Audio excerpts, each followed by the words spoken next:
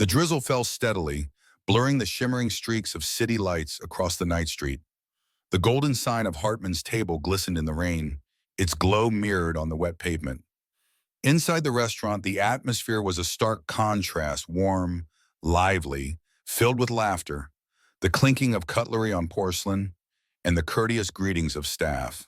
All of it wrapped in a refined ambiance that was never stifling, exactly the kind of space William Hartman had once dreamed of creating when he began this journey. William stepped in, rain lightly dampening his coat shoulders, the brim of his baseball cap pulled low, and a worn gray hoodie hiding the usual sharp look of tailored suits and charcoal silk ties. He slipped past the reception area, where the host welcomed him with a polite but vacant smile. No one recognized him. Good. That was the point. He chose a single table near the back corner, facing a glass wall that looked out onto the street. A young server approached with a polite smile. "Good evening. May I bring you something to drink first?" "Just water, and a few minutes to look over the menu," William replied, his voice low and slightly hoarse, deliberately pitched down to avoid recognition. He opened the menu, not to read it. He knew every line, every dish, every seasonal variation. Instead, he listened. Every sound, every snippet of conversation. A habit he'd picked up from his early days in the kitchen, when attentiveness was a survival skill. A group of friends giggled at the next table. An older couple murmured about the unique flavor of the red grape sauce on the beef. He felt quiet pride that the restaurant had kept its essence. But then, "Do you think he'll show up?" A young, slightly shaky voice came from the table behind him. William paused. The question was ordinary, but the tone wasn't. It was as if something was being hidden. "I don't know," a second steadier voice replied, "but Mom said this is where he usually comes. She's sure he still visits this place." William tilted his head slightly. Who was he? A VIP guest? A celebrity chef? An artist? "What if we get caught?" The younger voice again. Lower now. "We're not even supposed to be here." "It doesn't matter," the second voice snapped. "Mom said he ruined her life. She said if it weren't for him, we wouldn't be living like this." A chill crept down William's spine. His hand gripped the menu tightly, as if holding something from slipping away. Once more a name left unspoken. But the way the boys' voices trembled, as if the hurt was still fresh. The server returned and set down his glass of water. William nodded with a faint smile, but his eyes remained fixed on the invisible space behind him. Every sense was on high alert, focused. She said he took everything from her, her recipe, her reputation, everything, then acted like he never knew her, the second voice continued. William swallowed hard, his heart beat faster, not from fear, but from a gnawing doubt. Alexis? It couldn't be. It had been years. She left the restaurant before anything had even solidified. "Do you think he'll care?" the younger voice asked, a hint of longing in his tone. "I don't know, but I want to see his face. I want to look straight at the man who made Mom lose herself." William sat frozen. In his mind, images overlapped. The old kitchen, Alexis's eyes gleaming when she perfected a new dish, her laugh echoing through the line. He remembered once she'd asked to have her name printed on the chestnut risotto, her creation. But the media team said brand consistency was the priority. William's name went on the menu. A few weeks later, Alexis left. No letter, no explanation. At the time, he thought she was just upset, reacting impulsively. But now? "Are you sure he won't run?" The second voice tense. "No, Mom said he's not the kind to run. He'll come. And when he does, we'll know. We just have to wait." William straightened. He was no longer the CEO, no longer a guest. He was the center of a story he had never heard in full. And these two boys, who shouldn't even know him, knew his face, knew mistakes he wasn't sure he had made. Outside, the rain intensified, hitting the glass with a loud patter. But inside William, the storm was far greater. And he knew tonight there would be no turning back. William sat motionless in the cushioned leather chair of Hartman's table. The water glass before him no longer beaded with condensation, yet his mind was a storm-ravaged landscape. Behind him, the two boys continued their conversation, their voices low, but each word cut into his memory like a blade. He glanced at their reflections in the small mirror fixed to the stone column near his table. One wore a dark blue hoodie, his curly hair tousled.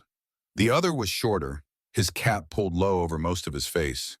They whispered as though afraid of being overheard, but their anger boiled too fiercely to be hidden. William sighed and stood up. He walked slowly toward the bar, pretending to study the menu board, but in truth, he just needed a closer look at the boys. He stopped at the counter, discreetly glancing in their direction. A server approached. "Can I get you anything else, sir?" William shook his head gently. "No, but those two boys over there, do they come here often?" he asked, subtly gesturing behind him. The server frowned, looked over his shoulder, then shook his head. "Don't recognize them. Seem like new customers," he said before moving on. William returned to his seat, heart pounding like it had the first time he stepped into a kitchen as head chef. The boys hadn't left. He needed to be sure, needed to face this. Waiting was no longer an option. After a few moments of thought, William rose again. This time he walked straight toward the boys' table, keeping his tone calm. "Hello, boys. You seem like you're waiting for someone. Can I help you with anything?" The boy in the cap looked up, his eyes wary.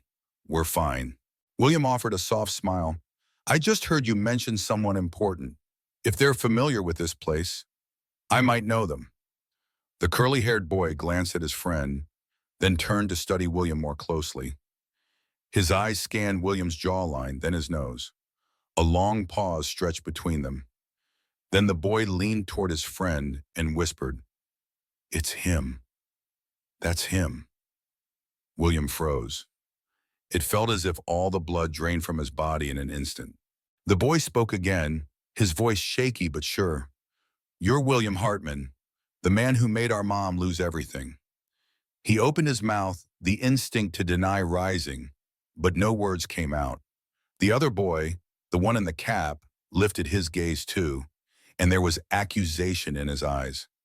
"You're the one who made our mom leave the kitchen. You're the one who turned her into someone who just wipes tables at small diners now." "Wait, who's your mom?" William asked, his voice hoarse. He didn't want to say the wrong thing. He didn't want to defend himself without knowing the full truth. "Alexis Moore," the boy answered without hesitation, as if that name had been carved into them over the years. Alexis, a wave of dizziness struck him. He staggered slightly. His mind raced through old memories, file after forgotten file.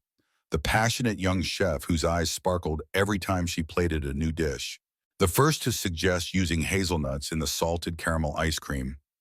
A dessert that later became a Hartman's table signature. William went silent for a moment, then spoke slowly. "Your mom worked here, yes, but I never knew what happened that made her leave like that. I need to hear it from her. Can I see her?" The boys exchanged a look. The older one nodded.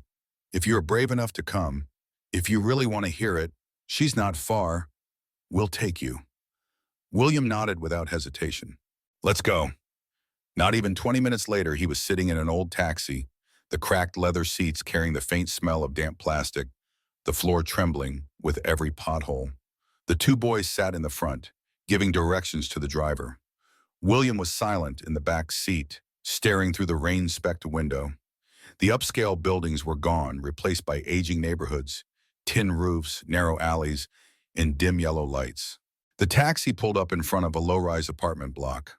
The concrete stairs were chipped, the iron railings rusted. The curly-haired boy spoke softly. "Second floor, Unit 7. Go alone, she doesn't know you're coming." William nodded, walking slowly up the damp steps. Every footfall seemed to strike some long-abandoned part of his memory. When he knocked, his heart pounded like a war drum. The door opened after a few seconds. Alexis stood there. Her face no longer youthful, dark circles beneath her eyes, hair tied hastily with an old rubber band. But her gaze was the same. Sharp, deep, unflinching. "William Hartman," she said, voice flat and cold. "I didn't think I'd ever see you at my doorstep. After all these years." He stood still, offering no defense, no excuse, only a quiet sentence. "Alexis, I need to hear it from you." I don't remember what I did, but if you say I hurt you, I need to know why. She looked at him for a few seconds, then stepped aside and opened the door wider. Come in. If you have the courage to listen, I'll tell you everything. Alexis's apartment was small but tidy. A faint scent of mint lingered in the air, coming from a small candle flickering quietly on the bookshelf. Inside, a faded sofa, a scratched wooden coffee table, and an old photo neatly framed on the wall. A younger Alexis in a white chef's uniform standing next to a man, William. They were laughing, surrounded by a chaotic kitchen, their eyes shining like two kids who had just created something extraordinary. William walked past that photo, every step whizzing like a cut across his skin. Alexis offered him a seat, but kept her distance. She didn't sit across from him, but off to the side, as if she wasn't here for a conversation, just to finish telling a chapter that had long since rotted. You want to know why I disappeared from Hartman's table? She asked, not waiting for a response. Because I knew this day would come, the day you'd be forced to listen. William gave a small nod. He didn't argue, didn't interrupt. There was no space for defense now. Only silence. Necessary, respectful silence. Alexis took a deep breath. I was there with you from the beginning, when the restaurant was nothing more than a half-drawn sketch and a pile of invoices. I cooked, I refined the menu, I worked 16 hours a day without complaint. Because I believed we were building something with soul. I thought, you believe that too. William bowed his head. He remembered. The late nights perfecting sauce recipes together. The time she covered for him when he was running a fever. The way they burst out laughing when a guest mispronounced hazelnut ice cream as hazard ice cream. Do you remember the chestnut risotto, she continued? I created it. The first dish we gave a special name. I proposed to have my name listed on the menu, not for fame, but because I wanted a place of my own. A line of acknowledgement. Just one. William remembered, too well. The PR team had said, one brand, one name, for consistency, and his name was placed on every dish. He hadn't pushed back, hadn't revisited the discussion, hadn't even asked her again. He silently agreed because at the time, there was just too much to handle. But now, that too much had become a double-edged knife. After that, Alexis went on, I asked to appear alongside you in interviews. I was ignored. Every email I sent, no reply. Then one day I applied for another job and got rejected without explanation. 3 places in a row. Finally, a friend from another restaurant pulled me aside and said, they heard you're hard to work with, not a fit for any structured kitchen.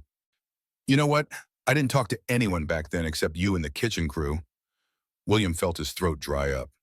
You think I was behind that? Alexis nodded, eyes burning.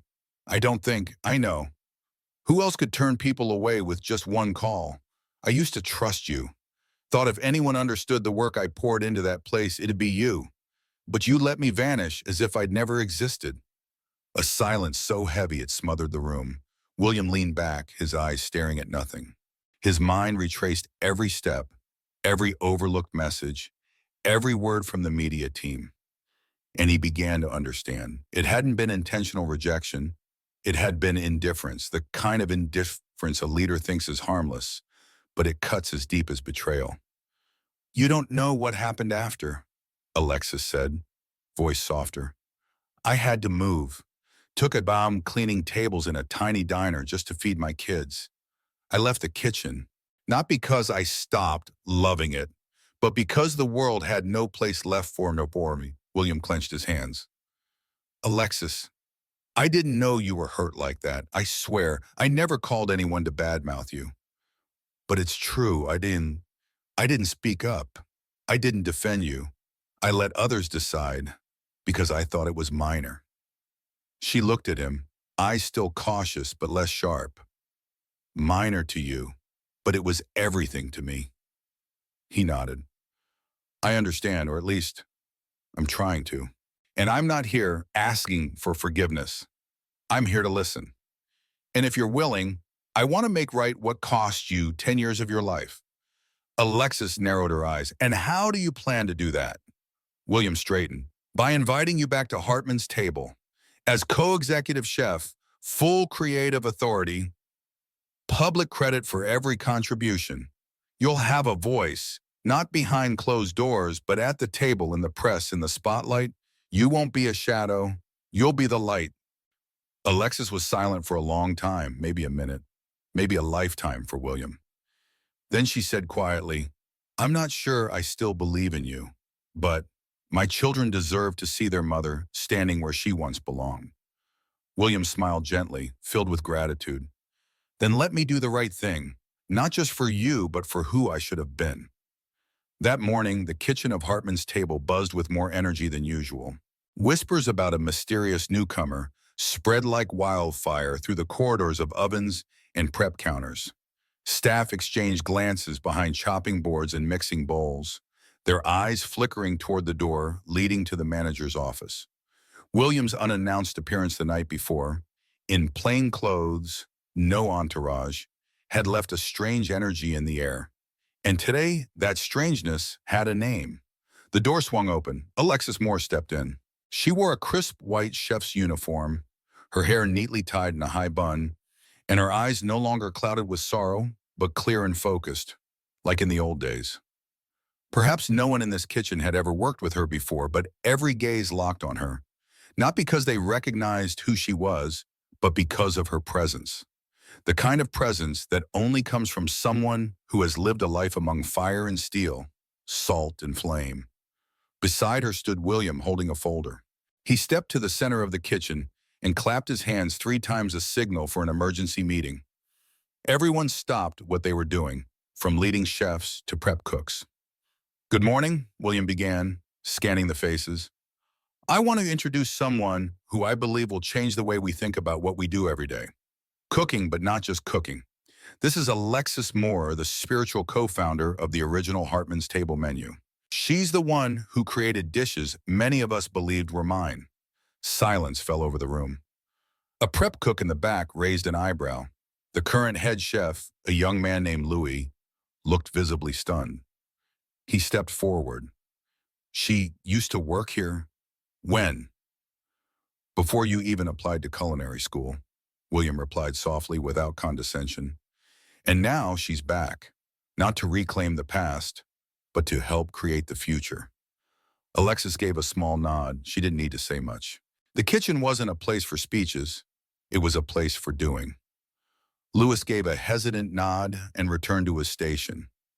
No one voiced direct objection, but the sideways glances, the hushed whispers, the subtle avoidance of eye contact, it all said the same thing.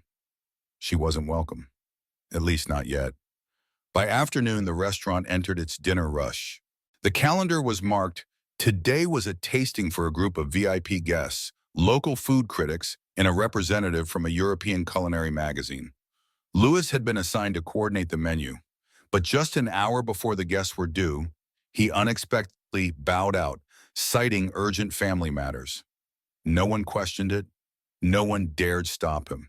William merely watched quietly and said, "It's fine. I believe the team will manage." The kitchen wavered. Without Louis, the rhythm collapsed.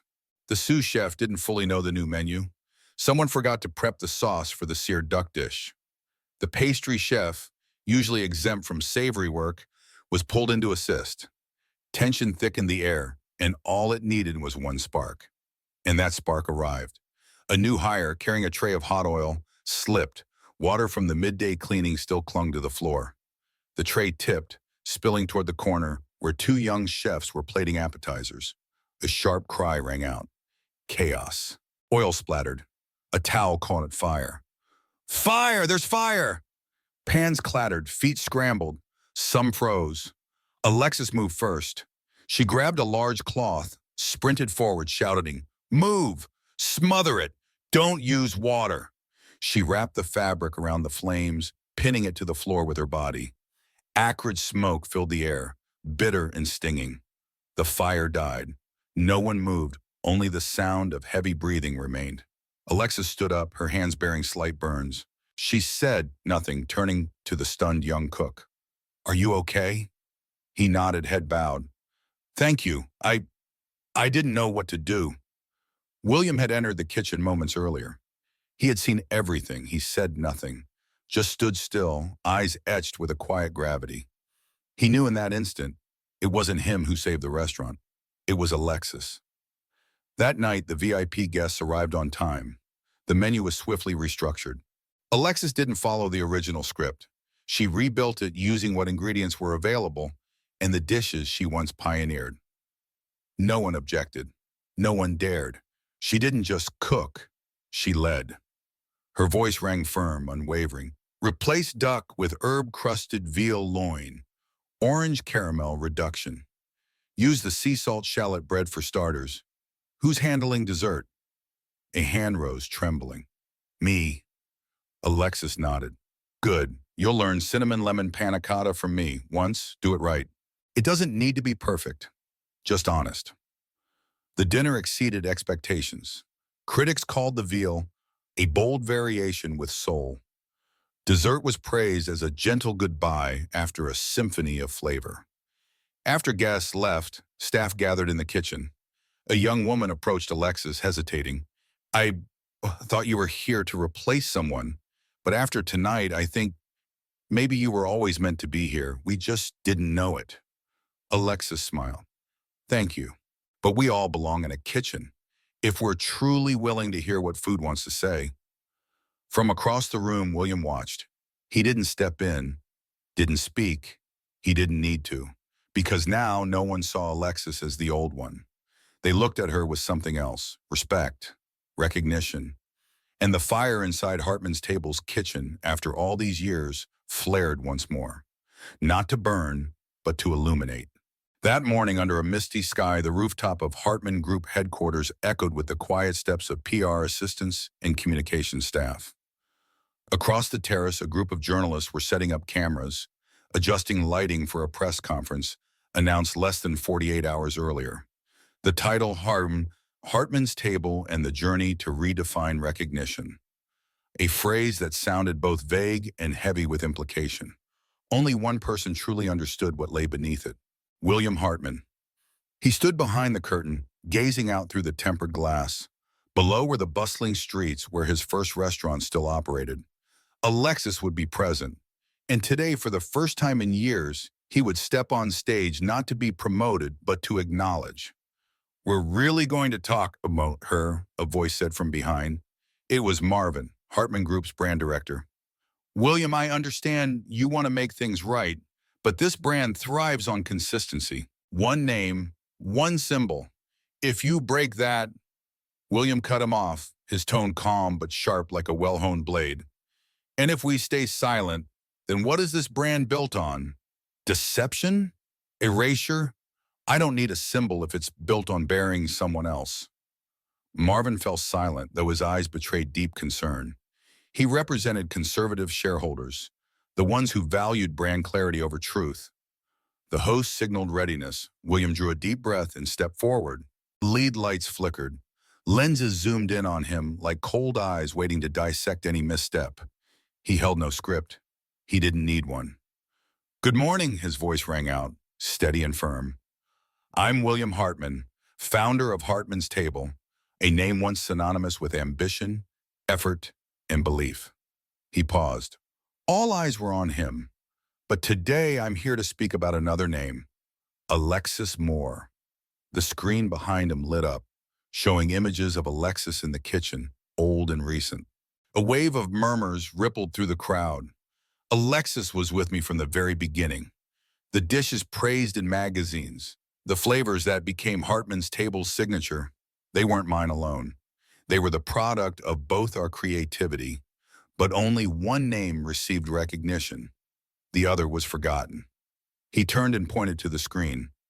Today, on behalf of every restaurant in our system, I officially announce Alexis Moore as co-executive chef of Hartman's Table. Her name will appear on our menu. She will have full creative authority, and she will hold the place she deserves in our brand's history. Cameras turned toward Alexis, standing just off stage. Her eyes no longer weighed down by anger, only calm. A reporter raised a hand. Aren't you afraid that publicly sharing creative credit weakens your image as the leading visionary? William smiled gently. Only the weak fear sharing the spotlight. As for me, I'm just ashamed I didn't do this sooner. The response earned a few approving nods. Another journalist asked, will this shift your communication strategy, or is this just a moment of personal inspiration? William looked straight into the camera. This is the beginning, not just for Alexis, but for every person who has worked behind the scenes, the nameless cooks, the faceless prep workers, the voiceless servers. We are launching a new initiative, a kitchen with names. Every month, a standout recipe will carry the name of its creator. No more anonymity. Applause followed, not thunderous but sincere. Alexis remained still. William walked toward her. That afternoon, during the internal executive meeting, the tone was far less supportive. Marvin and several major shareholders made their discontent known. One raised his voice. William, as CEO, your duty is to protect the company's value, not chase personal atonement. You could have apologized to her privately. Going public like this, you're undermining market confidence. William stood, placing both hands on the table. You're mistaken. This isn't personal. This is about what's right, and if our brand weakens simply because we acknowledge the truth, then it was never strong to begin with. But we won't be responsible if the stock drops due to bad press. William met their eyes, stopping at Marvin. Then I'll be responsible. Alone. The room fell silent. For the first time in years, William showed them something they hadn't expected. The willingness to risk reputation in defense of what was right. That evening, as the restaurant reopened for service, Alexis stepped out of the kitchen to observe the guests. On every table, the updated menu sat neatly. Beneath the chestnut risotto, a new line appeared. Original recipe, Alexis Moore. A middle-aged woman holding the menu turned to her friend and smiled. First time I've seen a restaurant credit the actual chef on the dish. I love that. It wasn't loud praise, but to Alexis it was worth more than 1,000 rounds of applause. The next morning, a handwritten letter sat on William's desk. The handwriting was rough but heartfelt. My name is Jacob. I'm Ms. Alexis's son. I don't understand why adults often won't admit they're wrong, even when they know they are. But yesterday, when I saw you say my mom's name in front of all those people, I thought you were brave. Not because you're the boss, but because you knew how to say sorry. My mom says kindness doesn't make people weaker. It just helps us see each other better. Thank you for seeing her. William placed the letter into his drawer and locked it, not to hide it, but to keep it safe. It was a reminder, a name doesn't make a brand, but recognizing a name, that can make history. The city melted into a gentle late autumn afternoon, golden sunlight slanting through the tree-lined streets. Beneath the awning of Hartman's table, guests began to fill the outdoor tables. Herb planters along the glass wall swayed lightly in the breeze, releasing the soft scent of rosemary and basil. No one could tell that this place had once been the center of a storm, not a scandal or media crisis, but a quiet, profound shift. Inside, the kitchen lights flickered on earlier than usual. Alexis stood at the prep station, her face solemn in the morning light streaming through the window. Her hands moved deftly, peeling orange zest into thin threads, coiling them into a small glass jar, the key garnish for her newest dessert. No one asked what she was making, but everyone fell silent as she worked. Respect didn't come from titles, but from presence, clear, grounded, and humble. William entered the kitchen from the back, not in a suit but in an apron, sleeves rolled up. He passed the pastry station and nodded at a young cook struggling with custard. Watch the heat. It curdles fast, he said, his voice easy, sounding more like a chef than a CEO. Alexis turned, raising an eyebrow. It's your day off. William smiled. I'm not off. I'm just back where I belong. Together they stepped into the main kitchen. The full team was present, and by now everyone was used to Alexis being there. No more suspicion, no more sideways glances. They listened to her as a leader, but also questioned her as a peer. That atmosphere, intangible yet essential, was something William once feared had been lost forever. That evening, the restaurant welcomed a special crowd, not press, not critics, but people who had worked at Hartman's table during its earliest years. Chefs, servers, managers. They were invited as a gesture of gratitude and to witness a turning point. In a rare moment of quiet between dinner services, William stood beside Alexis behind the auxiliary bar. They looked out at the restaurant alive with clinking glasses and laughter. "Did you ever think you'd come back?" William asked. "No," Alexis replied, her gaze resting on a couple sharing the panna cotta she had made. "But some things, even when we leave them, stay inside us. The smell of hot oil, the sound of knives on cutting boards. That moment when every ingredient just comes together. It's not that I didn't want to come back. I just didn't think I was allowed to." William was silent. After a moment, he said softly, "And now?" Alexis turned to him, her eyes free of blame. "Now I know. No one can take away what's yours if you have the courage to return and claim it." In the days that followed, Hartman's Table didn't just gain fame for its food, but for its story. Articles no longer used the phrase "CEO rebrands restaurant." Instead, they spoke of the return of the forgotten. A short video went viral on social media. Alexis laughing loudly as a young intern accidentally dropped a raw egg in front of her, then patiently guiding him through every step of making a baked custard. The caption read, "Sometimes the beginning is a mess, but if someone believes in you, everything can begin again." Within a week, Hartman's Table was flooded with reservations, but numbers were no longer what mattered most to William. On a quiet Saturday evening, William stood at the kitchen doorway, watching the dining room. Jacob and Ethan were seated at their usual corner table. One of them held the menu while the other scribbled on a napkin. Alexis brought out their food, leaned down to say something, and the boys burst into laughter. William approached, resting a hand on the chair. "How's the food tonight?" Jacob looked up, his eyes no longer wary. "Our mom's the best chef ever." William smiled. "I know. And you should be proud of her." Ethan spoke slowly. "At first, I thought you were a bad guy, but now, I think everyone makes mistakes. What matters is fixing them." William nodded. "I'm still learning how." A week later, William was invited to speak at a culinary conference on ethics and brand identity. He didn't talk about markets or strategy. He told a story of a dish that had no name behind it. At the end of his talk, he paused and said, "We can't build a lasting brand on forgetting. A great dish can satisfy the tongue, but a dish with a story and a person behind it who is respected, that touches the heart." The conference ended in long applause, but the most memorable part for William was the short message he received afterward. From Alexis: "Thank you for choosing the right thing, not the easy one." The next month, Hartman's Table opened a new branch called Alex and Hartman, where Alexis led the menu independently. At the entrance hung a simple wooden sign, "A place where every dish has a name and every name is honored." William attended the opening not as a guest of honor, but as a man who washed his hands and stepped into the kitchen, as a new apprentice. No one called him CEO that day, and to him that was enough.